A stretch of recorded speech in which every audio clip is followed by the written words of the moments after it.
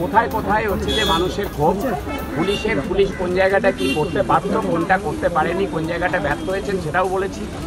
এখন এই আলাপ আলোচনা হয়েছে, আমাদের যে সামনটা সেটা আজকে ডিসমিস করে দিয়েছে পুলিশ, কারণ তার সেরকম কোনো ভিত্তি ছিল না।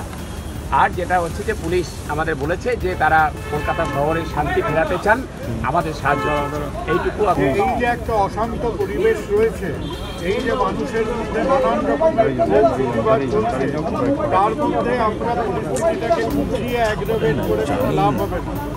যে জিনিসটা কথাবার্তার মধ্যে সেরে ফেলা যায়, সেই জিনিসটাকে লোককে সমন দিয়ে করে জিনিসটাকে উত্তপ্ত করে কোনো লাভ নেই।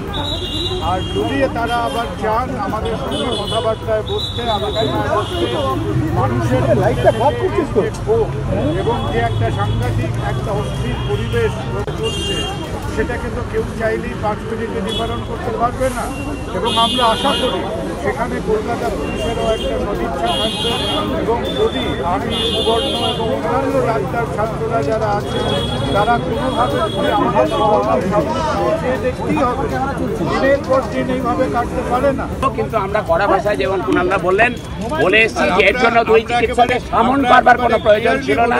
একদিন বলুন যে এই যে প্রথমে আমাদের মিডিয়া কিছু এর ওরখানে ফিসফিস করে যে অমুকের নামে কাগজ আসছে, অমুকের নামে সমন আসছে, তারপরে আরও একটা ঝিকঝিক করে অশান্তি তৈরি হয়।